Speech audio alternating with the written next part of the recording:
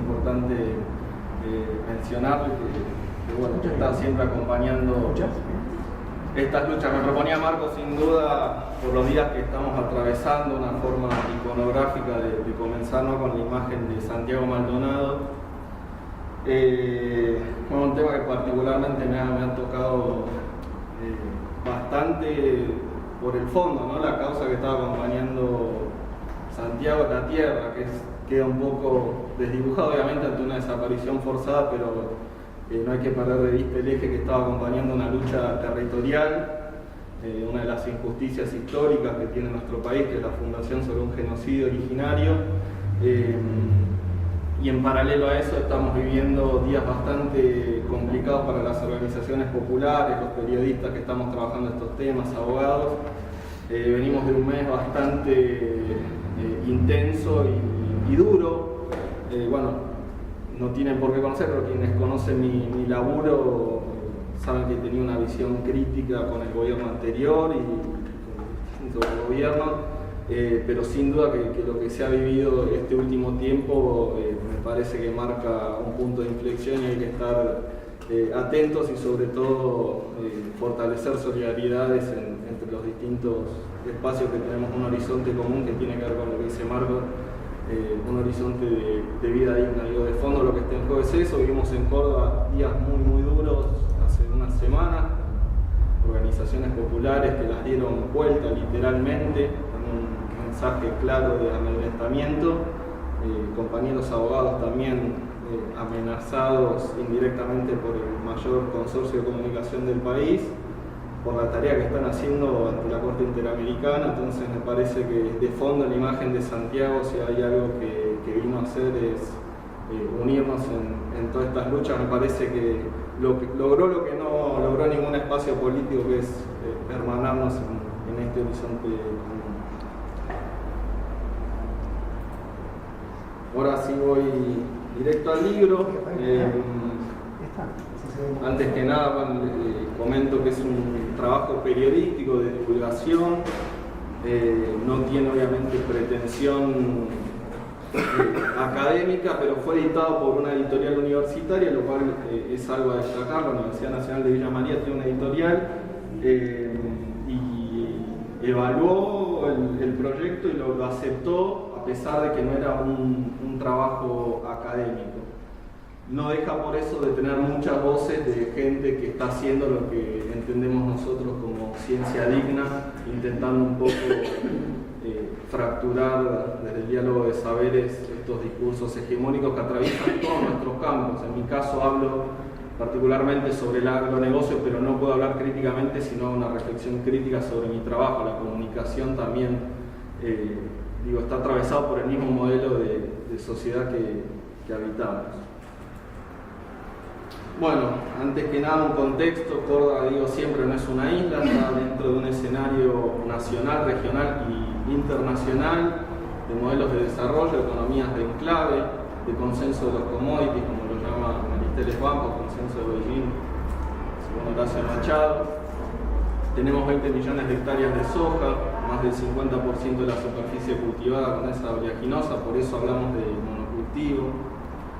Hay una cuestión interesante que a veces nos quedamos con esto, porque en el 96 Felipe Solá, en la Secretaría de Agricultura, aprueba el paquete que viene a cambiar para siempre la agricultura del país, pero tenemos que analizar que hay un contexto mucho más largo de crecimiento constante de la siembra de soja, y tiene que ver justamente con esto, con una geopolítica internacional, con precios internacionales, con demanda de otros países, y no es necesariamente la aprobación de la soja genéticamente modificada lo que cambia el escenario, sino que lo potencia. Pero hay un contexto global que es mucho más denso y más profundo. La siembra directa ocupa casi el 80% de la superficie cultivada, es este modelo de uso masivo de agroquímicos, de no rotulación del suelo, con una pretensión ambiental de cuidar la tierra, pero evidentemente hoy ese modelo está absolutamente discutido, incluso asumido por los propios sectores que en su momento lo promocionaron. Basta leer los documentos de los grupos CREA o del propio INTA más involucrado en el modelo de agronegocios, que asumen, obviamente sin decirlo explícitamente, que ese modelo está haciendo agua, literalmente, ¿no? Tenemos un 30% de la pampa húmeda inundada. El uso de plaguicidas en 2013, más de 320 millones de litros de agroquímicos. Esto es lo que dicen las cámaras empresarias. Quienes vivimos en zonas rurales sabemos que gran parte del mercado es negro, pues esto es lo que asumen en blanco las empresas que se está usando en el país, pero los volúmenes son mucho más grandes. El desmonte, todo, como dice un compañero, en la década ganada, 3 millones de hectáreas desmontadas entre 2002 y 2011. Y vamos a ver los distintos impactos que tiene esa pérdida, que no es solo de monte nativo, y los conflictos de tierra a nivel nacional.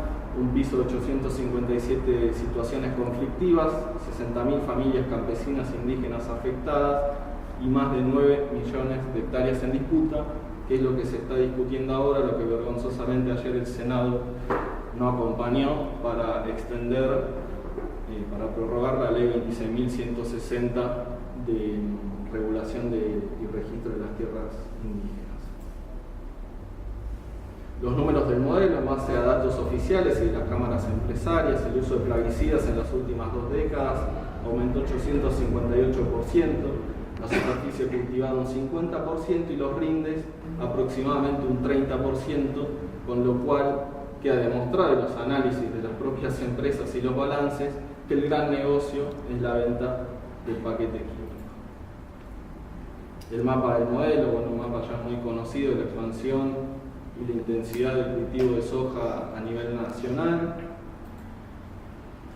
Y ahora sí nos centramos en la provincia de Córdoba. Es un mapa con algunas referencias muy precarias de por dónde transita el trabajo del libro: Río Cuarto, Monte Maíz, Córdoba capital, el Chacho en el noroeste, cerca de la frontera con La Rioja, Villa de Soto, ahí cerca de Cruz del Eje, tras la sierra, Calamuchita, o sea, los distintos valles que tiene la provincia hacia el oeste, el norte, la zona campesina de mayor conflictividad. Bueno, por esos lugares se fue moviendo el trabajo del libro a lo largo de 4 años. El capítulo 1 hablo de la historia de una masacre para intentar hacer esto que está haciendo el Museo de Hambre, ¿no? Tratar de conjugar esa ruptura epistemológica que tuvimos, ¿no?, entre el hombre y la naturaleza, una masacre que es el desmonte. 16 millones de hectáreas tiene la superficie de la provincia de Córdoba en total. A inicios del siglo XX, 3/4 partes estaban cubiertas de bosque nativo. Entre la década del 70 y el 2000 se desmontaron 1 millón de hectáreas. Y directamente Marcelo Cabido y Marcelo Sack, investigadores de la Universidad Nacional de Córdoba, lo vinculan al modelo de agronegocios que empieza fuertemente a incidir en la provincia por Revolución Verde. 2006 a 2011, 70.000 hectáreas desmontadas es la superficie de la ciudad de Córdoba y sus alrededores, de la capital provincial, solo entre 2006 y 2011, sobre todo en la región chaqueña, que es donde quedan los últimos espacios de monte nativo. Incendios, otra problemática gravísima que tenemos en la provincia de Córdoba: más de 20.000 hectáreas en 2006, más de 20.000 en 2009, más de 20.000 en 2011, más de 15.000 en 2008. Y cuando uno entra a ver qué dice el Estado Nacional sobre estos incendios, que es menos del 5% son incendios naturales, porque muchas veces dicen, bueno, históricamente hay incendios naturales. Bueno, menos del 5% sea naturalmente. Hay cuanto menos negligencia y muchas veces intencionalidad. Y quienes transitan, sobre todo las zonas serranas, cerca de donde vivo, en el norte cordobés, saben que muchas veces post-incendio aparece un campo sembrado o un proyecto inmobiliario. Es histórico en la provincia de Córdoba, obviamente con complicidad política y judicial. El mapa desde el monte, de Marcelo Cabido y Marcelo Sack, 1904, lo que les mostraba, las 3/4 partes cubiertas con bosques nativos. 2004, el arco noroeste es el que nos va quedando con monte autóctono. Y presten atención a este mapa porque es interesante contrastarlo con el mapa que vamos a ver a continuación, que es hacia dónde avanza la superficie del modelo de agronegocios. El avance de la soja, en la década del 70, menos de 1.000 hectáreas, era una rareza en Córdoba encontrar soja, 800 hectáreas había en la campaña 69-70. Al inicio de los 90 ya había 1 millón de hectáreas. casi que lo podemos comparar con ese 1.000.000 de hectáreas desmontadas que mencionábamos antes. 2001, 3,5 millones de hectáreas. En la actualidad, más de 5 millones de hectáreas sembradas con soja. La provincia, según datos nacionales, tiene una desertificación del 35%. Estamos hablando de más de una tercera parte de la provincia de Córdoba está degradada. El mapa de la soja, y este mapa no lo hizo Greenpeace, no lo hizo Conciencia Solidaria, es de la Bolsa de Cereales de Córdoba con los micropuntos de las zonas sembradas, y justamente es el mapa invertido de lo que nos decían Marcelo Cabido y Marcelo Sack hacia dónde avanzó el desmonte. Ley de desmonte la bautizaron a 9.814 del 2010, que se tenía que adaptar a la ley nacional 26331 del 2007, la ley de bosques, se tenía que hacer un ordenamiento en cada provincia. La ley provincial en su artículo 5 decía que en las zonas rojas se podía hacer aprovechamiento sustentable, un eufemismo para decir podemos seguir desmontando. La ley nacional es taxativa, en las zonas rojas no se puede intervenir.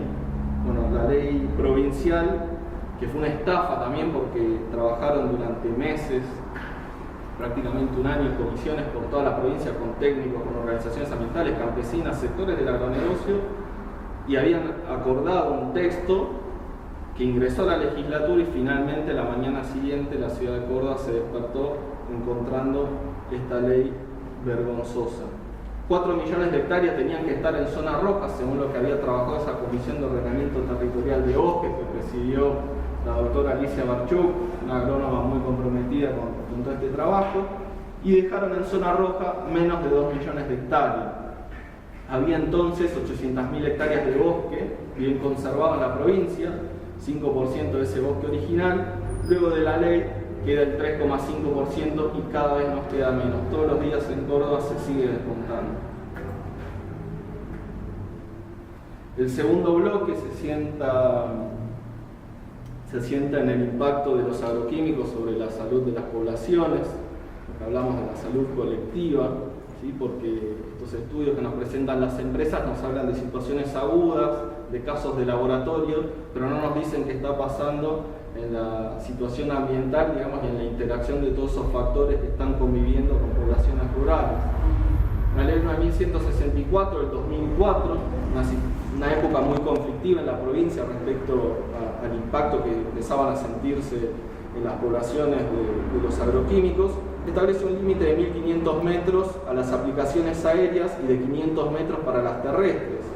Estamos hablando respecto a las zonas urbanas, pero solo de los productos clase 1 y 2, que son los que según el SENASA que regula esto, son los menos tóxicos. Y hace una excepción a los clases 3 y 4, entre los que está el glifosato, y él dice que las aplicaciones aéreas se pueden hacer a 500 metros y de forma terrestre incluso en la zona urbana. Bueno, sabemos lo que pasó con la declaración del IARC sobre el glifosato, dándole la razón a los médicos e investigadores como Andrés Carrasco, que durante tantos años denunciaban esto y fueron denostados y vilipendiados por la ciencia dominante. Y esto de la excepción que se puede aplicar incluso en los cascos urbanos no es algo, una vez acá en Buenos Aires le cuesta dimensionar, uno transita sobre todo por los pueblos del sur de la provincia de Córdoba y los propios municipios mandan a sus empleados a aplicar agroquímicos en las plazas en vez de cortar con bordeador, y lo he visto en Monte Maíz, no me lo contaron. Entonces, digamos, eso es lo que permite la ley provincial en Córdoba, y vale agregar que Argentina, siendo un país, como han dicho ya los dos últimos presidentes, quiere ser supermercado del mundo, el modelo agropecuario es lo dominante, no tiene una ley nacional que regule esto, lo cual evidentemente habla de un conflicto de intereses grave. El caso de Ituzaingó Anexo, denuncia pública por aumento de casos de cáncer, un grupo de madres de ese barrio de la periferia de la ciudad de Córdoba, barrio populoso. Ante estas denuncias y la falta de respuesta del Estado, las madres empiezan a hacer relevamientos propios, después intervienen algunos organismos públicos y en 2012 se declara la emergencia sanitaria y se prohíbe fumigar a menos de 2.500 metros. Este barrio quedó como muchas periferias, en Córdoba, en Santa Fe, inserto en el medio de los campos, y pasaban las avionetas por encima de las casas, pegadas. Uno va a Ituzaingó y efectivamente hoy no puede creer esto, pero que hace 15 años pasaban las avionetas por encima de esas casas. Cansadas de reclamar, las madres en el año 2004 inician una acción judicial. Ese es el mapa del barrio. Se observan ahí a la derecha están los campos, a la izquierda está el barrio, y en esa zona que la separan 12 metros de una calle se fumigaba permanentemente, y es un barrio con una alta carga poblacional. Y este mapa es uno de los trabajos que hizo el grupo de biólogos de la UNC, que se adjudicó como prueba al expediente, que terminó con un aeroaplicador y un productor con condena. Un fallo histórico, un estudio médico oficial hecho entre 2010 y 2011, probó que 114 niños de 142 tenían agroquímicos en sangre, por ejemplo endosulfán, que es un agroquímico de los que se usaba en las campañas de ese momento, porque muchas veces lo primero que dicen del agronegocio, y es cierto, los agroquímicos que se usaban antes eran de mucho mayor impacto para la salud, pero la realidad es que los que se usan ahora también tienen efectos gravísimos para la salud, probados por la ciencia. Y efectivamente en esos niños se encontraron agroquímicos de los que se estaban usando en estas campañas y no residualidades de la década del 60 o del 70. En el año 2012, Francisco Parra y Jorge Pancelo, como les decía, un productor y un aeroaplicador, fueron condenados por violar la ley de residuos peligrosos, la ley nacional que sirvió de llave para entrarle a este tema, porque efectivamente es muy difícil probar la relación directa entre la aplicación y la enfermedad. En el juicio Ituzaingó, que en el imaginario popular quedó, que fueron condenados por enfermar o por la muerte de los niños de ese barrio, eso está corriendo en otra causa, todavía no está cerrada, pero sí lo que se pudo demostrar es que estas personas fueron negligentes al usar esos productos y la forma en que los aplicaban. Como les decía, pena por envenenar de un modo peligroso para la salud el suelo, el agua, la atmósfera o el ambiente. El tercer bloque, me siento en la problemática de la tierra, tal vez, como periodista, lo que noto es el tema que más nos cuesta como sociedad. Lo de los agroquímicos genera algún impacto, incluso lo de los bosques también, pero el tema de la tierra, y tiene que ver con esto con lo que empezamos la charla, es un tema muy negado en el país, desconocido, la problemática por la posesión ancestral de la tierra de las familias campesinas e indígenas. Es donde hay una ruptura incluso con los sectores comprometidos, cultural bastante fuerte.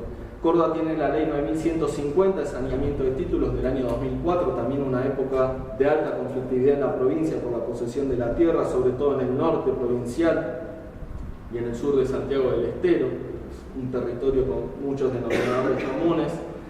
Entre 2004 y 2008, en el marco de esa ley que tenía que justamente ordenar los títulos de tierra, entraron 28.000 expedientes, solo 3.000 eran rurales y resolvieron en 4 años el 2% de los casos. Es decir, la ley fue letra muerta, fue un tapón político para frenar esa conflictividad. Estaba fuerte la organización campesina en ese momento y mediante la ley descomprimieron la situación. Ahora, al cabo de 4 años, su implementación fue nula. En 2014, Sabrina Villegas Guzmán, una investigadora de Córdoba, abogada, registró una situación peor. De 40.000 casos que habían entrado al registro de la propiedad de tierras, solo habían resuelto el 1%. O sea, la ineficiencia absoluta por parte del Estado, el desinterés de resolver la situación de la tierra. Mientras tanto, obviamente, siguieron avanzando las empresas de agronegocios, los desarrollistas inmobiliarios, empresas ganaderas, sobre todo en el arco noroeste, con la complicidad del Estado provincial. Relevamiento de 2013, que les mencionaba al principio, hecho por el Ministerio de Agricultura de la Nación, da para Córdoba 69 conflictos de tierra, 1.000 familias afectadas y 100.000 hectáreas en disputas. O sea, estamos hablando de una superficie mucho mayor que la ciudad de Córdoba, ¿sí? Prácticamente 2 ciudades de Córdoba. Y esto es un piso, porque justamente fue un informe que hizo la Secretaría de Agricultura Familiar de la Nación por presión política de organizaciones campesinas, pero realmente no se sabe en Argentina cuál es la situación de conflictos de tierra. De hecho, el último censo confiable que tenemos rural es el del 2002. Ni siquiera el Ministerio de Agricultura toma el censo de 2008, sabemos la intervención del INDEC que hubo en el medio. Y es realmente grave un país que se dice agropecuario, que tiene un imaginario colectivo del gaucho, de la vida rural, desconoce absolutamente cuál es la situación de la posesión de la tierra. Imposible tener un proyecto de país con desarrollo territorial si no conocemos de quién es la tierra, qué superficie tiene, qué tipo de explotación. Evidentemente hay sectores que se benefician de este desconocimiento, reclaman leyes para todo, pero nunca he visto a la sociedad rural ni a Presid ni a ninguno de esos sectores reclamando que se conozca quiénes son los dueños de la tierra en Argentina. De hecho, con la ley de extranjerización hubo muchísima presión para que todos los datos públicos queden lo más escondidos posible. Las consecuencias de estos impactos, de los desalojos, pérdida de prácticas culturales, imperceptibles pero realmente profundas, alimento, construcción, casas de adobe, lenguaje, medicina, un montón de lenguaje vinculado. Tengo un grupo de compañeros que viven en el mismo pueblo que yo, Relatos del Viento, que viene hace más de 10 años trabajando con la tradición oral de las comunidades campesinas indígenas del norte cordobés. Es riquísima la cultura del norte cordobés, profundamente rica en tema alimentación, salud, conocimiento de las plantas nativas para utilizarlas para el día a día, la farmacia, como dicen ellos, el alimento, la construcción. Montones de prácticas que con cada familia que se va se extinguen, no vuelven, nunca más vuelven a ese territorio. Urbanización marginal, Sabrina Villegas Guzmán, que le mencionaba antes, también lo releva en su tesis doctoral. Cantidades de pueblos del norte cordobés que se han convertido en mini barrios marginales. Jesús María, que es donde habito yo, ha construido una periferia inmensa en los últimos 15 años. Bueno, son todos los desplazados del campo y esto se repite hacia el norte por la Ruta 9 y lo mismo ocurre en Santiago del Estero. La contracara, siempre intentamos quedarnos con un mensaje positivo, fue que en paralelo se fortalecieron las organizaciones Lucana, Penoco, CUNU, Catraz, el Zonal de Cruz del Eje, dando vida al movimiento campesino de Córdoba, parte del Movimiento Nacional Campesino Indígena, Vía Campesina, que sin duda fue un actor clave para frenar unos cuantos desalojos en la provincia y poner en agenda este tema. Y sin duda también el acompañamiento de actores de la cultura popular como Rally Barrio Nuevo, como los Coplanacos, que han sido parte importantísima en estas luchas. Resistencias, algunos casos emblemáticos, Ramona Bustamante, 2003, tal vez el caso de intento de desalojo campesino en Córdoba, sin dudas, y en el país más conocido, un intento de estafa por los hermanos Escaramuza, pertenecientes a Federación Agraria, que siempre digo está muy bien que reclamen por la territorialidad en el sur de Córdoba, pero en el norte tienen otras prácticas. La familia Olivera, también ahí en cercanías de Sebastián Elcano. Lidio San, paraje San Antonio, un largo arenal de 60 kilómetros desde Cruz del Eje para llegar a su campo en la soledad absoluta. Después de más de 10 años se pudo quedar en su tierra, de enfrentar a un empresario armado, sola se iba a caballo hasta los tribunales. Un caso dignísimo de lucha de más de 10 años. El Chacho, impactante también en la provincia de Córdoba, tener que cruzar a La Rioja y volver a entrar a Córdoba, porque es realmente inaccesible si el Estado, uno no es un estatalista, tiene sus profundas contradicciones, pero si el Estado hay un lugar que ha abandonado sin duda que es el Chacho en la provincia de Córdoba. Familias absolutamente libradas al azar en su lucha por la tierra, con generaciones y generaciones de trabajo y producción de alimentos, amenazadas por empresarios ganaderos que justamente vienen de la mano del desplazamiento de la ganadería en el centro y norte de Córdoba hacia el arco noroeste por el avance de la soja, un ciclo que se va cerrando.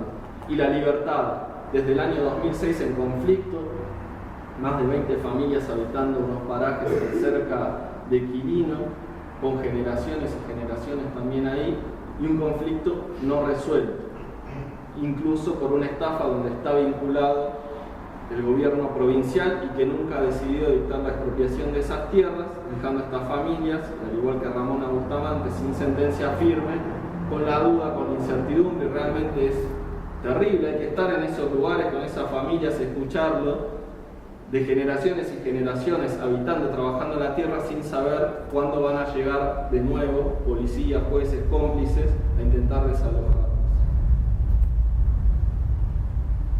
Por último, muy breve, empiezo una introducción a algunos trabajos que estoy desarrollando más profundamente ahora que tienen que ver con la soberanía alimentaria, pero me parecía importante siempre dejar esa puerta abierta a que no está todo perdido y que tenemos esos espacios de esperanza.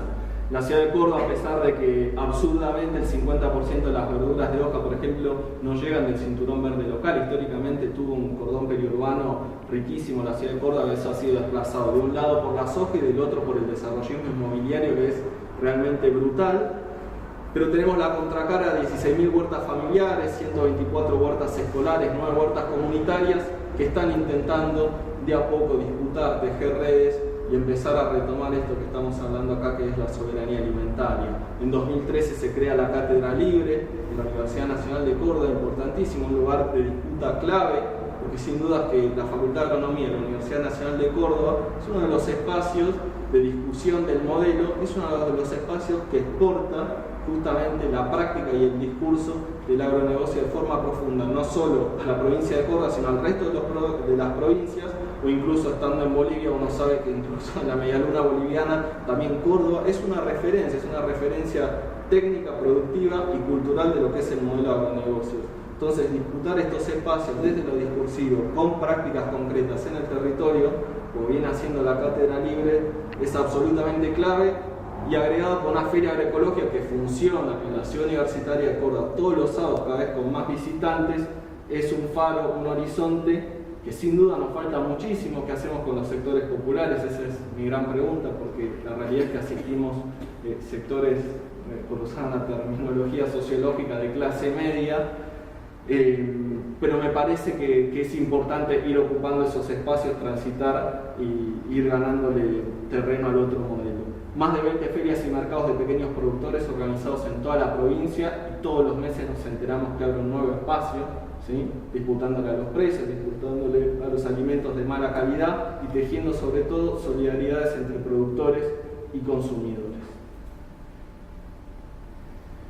Como mensaje final importante, me parece, es eso, no quedarnos en el desánimo, en lo brutal que es el impacto de este modelo que es cultural. Hablamos del agronegocio, pero decía, es el tema que trabajo, pero digamos, estamos hablando de una crisis civilizatoria, estamos hablando de un modelo capitalista que habitamos y que nos habita, que nos atraviesa absolutamente a todos, que nos plaga de contradicciones, y me parece que ante ese desánimo, ante esas fotografías, viviendo en Córdoba, compañeros de Buenos Aires te preguntaban post elecciones, la provincia macrista, son todos de derecha. Bueno, ante ese tipo de mensajes, digo, es una fotografía electoral, yo me elijo quedar con todas estas resistencias, estas solidaridades, y sobre todo con la potencia que tiene la lucha organizada en Córdoba. Es una provincia realmente extraña, porque sin duda que el caso de Ramón Bustamante es un caso conocido, emblemático a nivel internacional. El fallo de Ituzaingó sentó un precedente para todas las luchas contra los agroquímicos en América Latina, fue el primer antecedente de este tipo y hoy es una bandera de lucha. Y sin duda lo que ocurrió en 2006, la expulsión de Monsanto en Malvinas Argentinas, puso a Córdoba en el centro y a la vanguardia, no soy trotskista, claro, de las luchas ecológicas en el mundo. Y me parece, en ese caso, en el caso de Monsanto, siempre lo digo, tiene una potencia y un metamensaje importantísimo. Se dio la pelea en todos los campos y eso a la empresa la desgastó absolutamente, ¿sí? Se organizaron vecinos que no conocían la palabra Monsanto cuando llegó esta empresa ahí, pero acompañaron organizaciones trotskistas, anarquistas, kirchneristas, independientes, académicos, abogados en el plano judicial